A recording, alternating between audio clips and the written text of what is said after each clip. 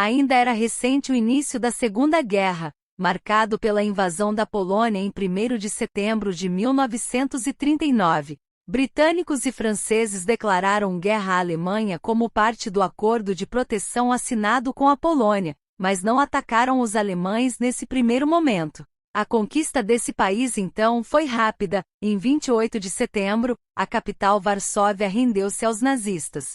O passo seguinte da Alemanha foi ocupar Holanda, Bélgica e França, porém, imprevistos levaram ao adiamento desses planos de invasão. Assim, Hitler foi convencido a fazer uma breve campanha contra a Noruega. Em 9 de abril, iniciou-se o ataque contra esse país com a convicção de que sua conquista seria vital para garantir o controle nazista sobre a produção de ferro da Suécia. Além disso, o território norueguês possibilitaria formar bases aéreas que atacariam o Reino Unido pelo flanco. Nesse contexto, os aliados eram formados apenas por Reino Unido e França.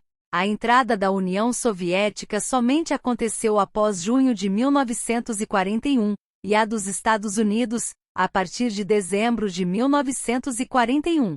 Já o eixo era formado apenas por Alemanha e Itália. O Japão aderiu ao eixo apenas em setembro de 1940. Outros países, como Hungria e Romênia, ligaram-se ao eixo como colaboracionistas ao longo da guerra. Estratégias de guerra. A conquista da França era vital para os planos de Hitler. Primeiramente, o líder alemão acreditava que uma vitória sobre os franceses e, consequentemente, o isolamento do Reino Unido poderiam permitir-lhe negociar os termos da rendição britânica. Em outro caso, esse isolamento britânico na guerra poderia facilitar a invasão nazista. Por fim, o encerramento do fronte ocidental poderia permitir a Hitler concentrar-se nos seus principais objetivos: a invasão da União Soviética, a escravização dos eslavos e a destruição do bolchevismo. A estratégia francesa consistia em travar a luta contra a Alemanha fora de seus territórios, sobretudo na Bélgica. A intenção era não repetir os traumas causados pelo conflito de trincheiras, como ocorrido durante a Primeira Guerra Mundial.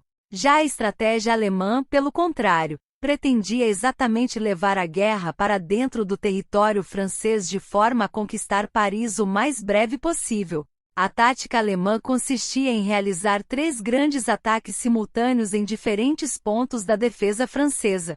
Os grupamentos alemães e seus locais de ataque eram os seguintes. Grupo de Exércitos B. Esse grupamento invadiria e conquistaria a Holanda e a Bélgica para, em seguida, realizar o ataque contra a França. Seus soldados eram liderados pelo general Fedor von Bock. Grupo de Exércitos A. Pretendia ocupar a França a partir da Floresta das Ardenas, região considerada intrafegável pelo exército francês. Seus soldados eram liderados pelo marechal de campo Gerd von Rundstedt. Grupo de Exércitos C. Atacaria a linha Maginot, conjunto de fortificações francesas construídas ao longo da fronteira com a Alemanha. Seus soldados eram liderados pelo general Wilhelm Ritter von Leeb.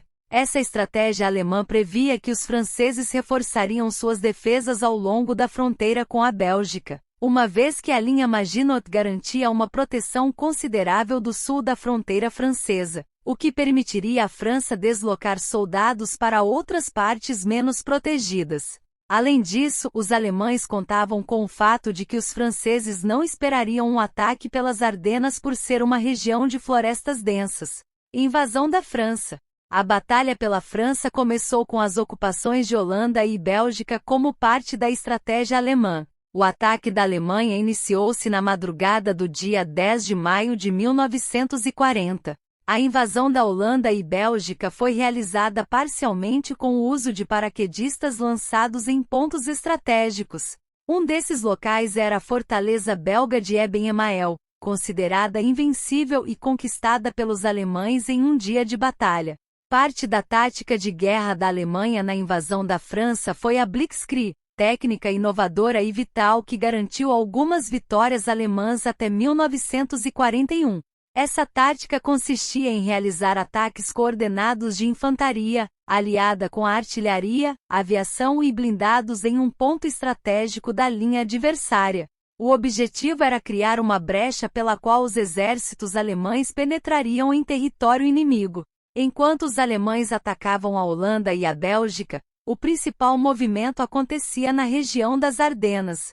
Essa estratégia visava atacar a parte mais enfraquecida da linha de defesa de forma a penetrar em solo francês e, a partir de um movimento de pinça, encurralar o exército francês que estava na Bélgica entre os exércitos A e B.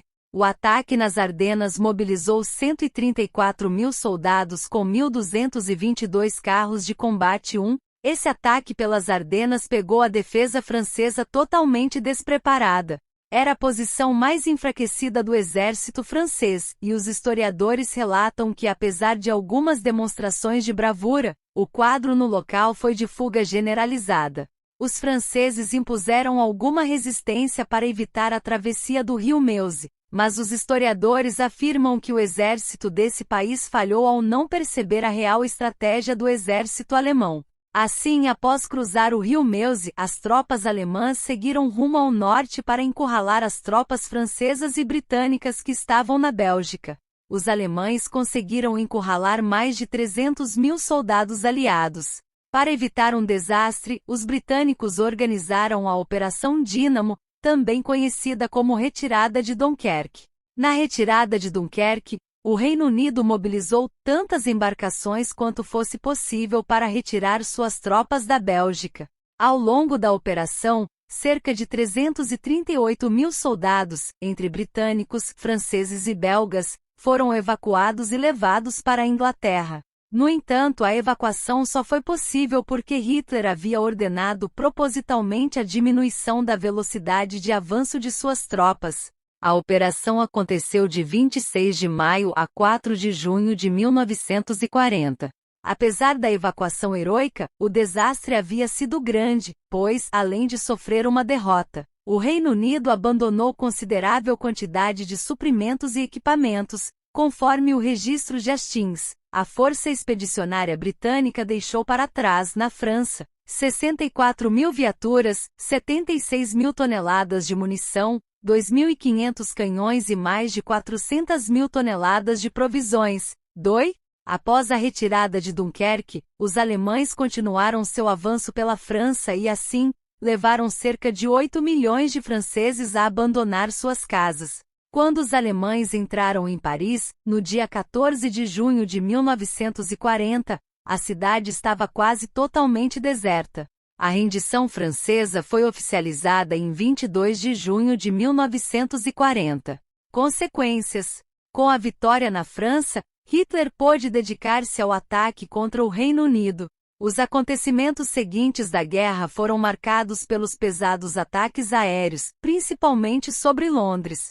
Além disso, as rápidas conquistas levaram a uma grande euforia entre os alemães e aumentaram a ambição de Hitler em garantir o controle da União Soviética. Esse passo foi dado por ele em junho de.